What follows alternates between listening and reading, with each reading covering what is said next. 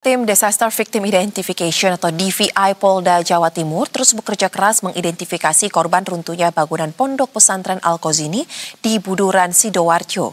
Dan hingga Sabtu ini pemirsa, posko DVI di Rumah Sakit Bayangkara Polda Jawa Timur pun telah menerima total 9 kantong jenazah korban.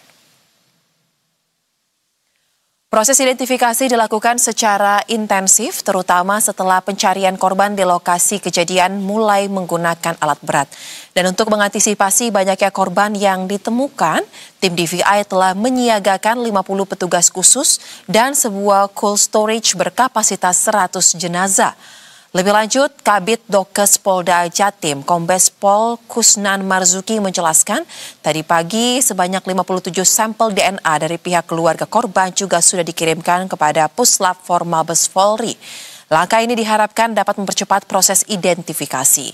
Dan kemudian pihaknya juga mengharapkan adanya dukungan dari keluarga korban untuk mempercepat proses identifikasi.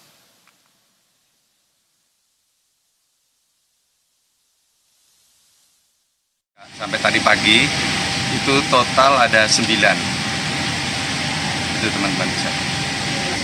Untuk personil maupun kelengkapan pendingin itu, untuk kita punya lemari pendingin atau kontainer pendingin itu bisa kapasitas di atas 100. Kemudian suhunya juga di bawah 0, jadi aman untuk pendinginan jenazah, sehingga tidak terjadi pembusukan lebih lanjut. Kemudian pemirsa, puluhan keluarga korban robohnya musola Pondok Pesantren Al-Qazini di Buduran, Sidoarjo, Jawa Timur berkumpul di Rumah Sakit Bayangkara Polda Jawa Timur. Mereka menanti kepastian jenazah keluarganya yang saat ini masih dalam proses identifikasi tim DVI Polda Jatim.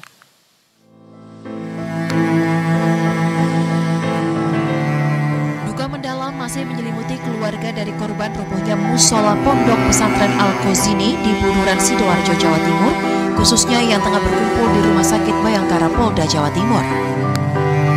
Di antara keluarga yang menanti, Tohari dengan tatapan kosong terus memanjatkan doa untuk kedua adik tercintanya, Zaki dan Albi, yang baru 3 bulan menimba ilmu di pesantren tersebut.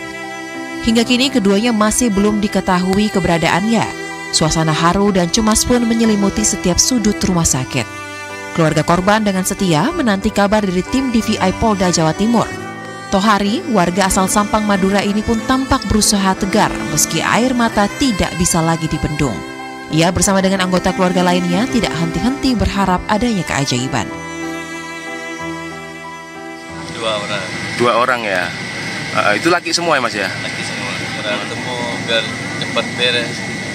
Beres ya? Ya. Sudah berapa hari Mas? Ya. Totalnya Masnya dari pondok dan ke sini Mas? Mulai hari Selasa ya. Puluhan keluarga korban lain juga memilih untuk menginap di rumah sakit agar selalu dekat dengan perkembangan informasi. Mereka telah menjalani proses pengambilan sampel DNA dan berharap langkah ini dapat mempercepat proses identifikasi. Sebelumnya hingga Jumat siang 3 Oktober 2025, Rumah Sakit Bayangkara Polda Jawa Timur telah menerima 5 jenazah korban ambruknya bangunan musola Ponpes Al-Qazini. Jenazah yang tiba ini dalam kondisi yang sudah mulai membusuk dan mengeluarkan bau tak sedap. 5 jenazah yang telah tiba di rumah sakit langsung dilakukan pemeriksaan postmortem oleh tim DVI dan forensik Polda Jawa Timur. 4 jenazah telah selesai dilakukan pemeriksaan postmortem dan langsung disimpan di kontainer pendingin atau cold storage.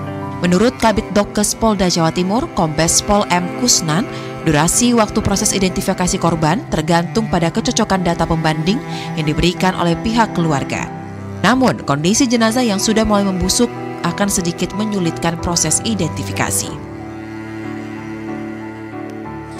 kalau seandainya ada sidik jari yang tepat ya langsung. Kalau seandainya ada dia pernah periksa gigi kemudian dicocokkan ternyata pas match, ya itu langsung identifikasi langsung, jadi tidak butuh proses lama. Tapi atau mungkin ada 2 properti lebih yang cocok, seperti foto yang mencocokkan ada tanda lahir yang tepat dan apa ya langsung. Ahmad Ali, Berita 1 Sidoarjo, Jawa Timur. Dan untuk mengetahui perkembangan terbaru dari kedatangan jenazah di Rumah Sakit Bayangkara Polda Jatim serta bagaimana proses identifikasinya, kita akan langsung bergabung dengan rekan koresponden Berita 1 ada Ahmad Ali dan juru kamera Nanda Adrianta langsung dari lokasi.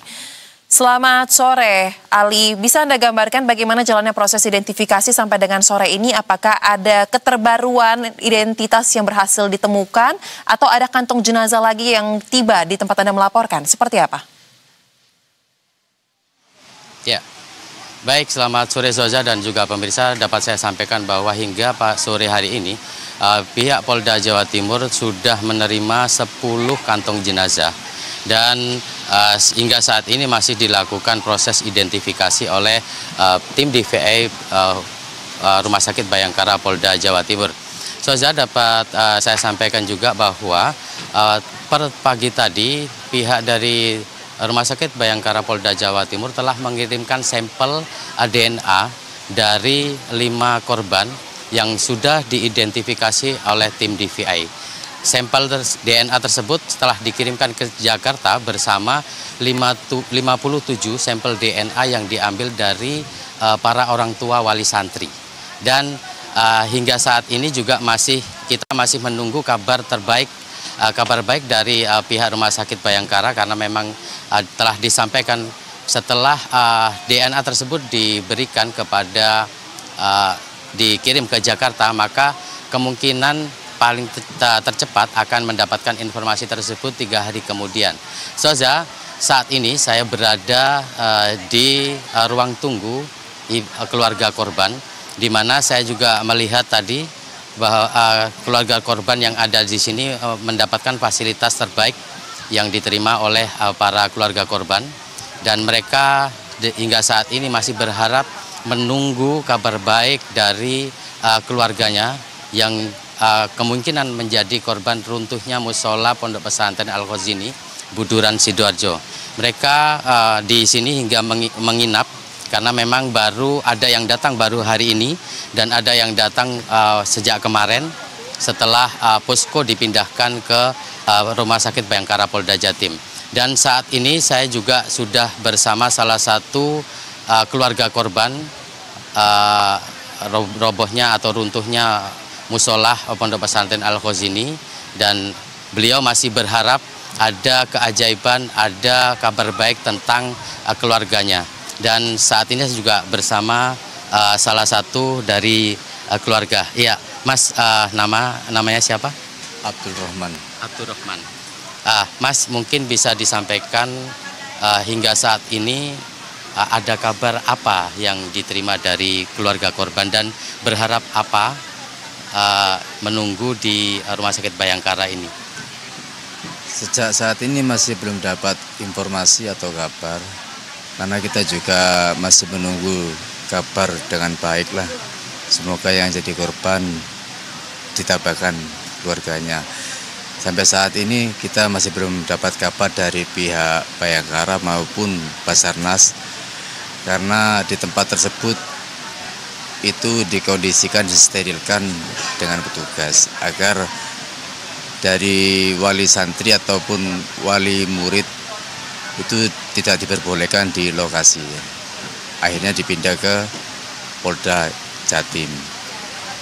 Kita dari pihak keluarga mohon doanya agar ponakan atas nama Farhan cepat ditemukan dengan selamat, dan dari pihak keluarga yang ditinggalkan oleh korban semoga ditabakan hatinya dengan sabar.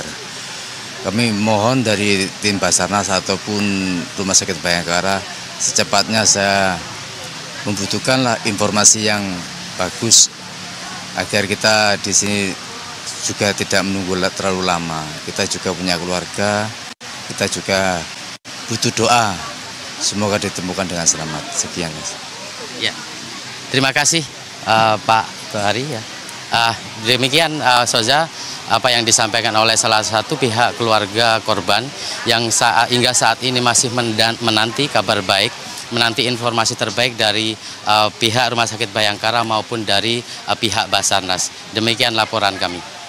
Baik, Kita akan nantikan terus bagaimana perkembangan dari proses identifikasi yang berlangsung di Rumah Sakit Bayangkara Polda Jatim. Terima kasih untuk laporan Anda rekan Ahmad Ali dan juga Nanda Andrianta langsung dari lokasi. Selamat kembali bertugas, jaga keselamatan, jaga kesehatan.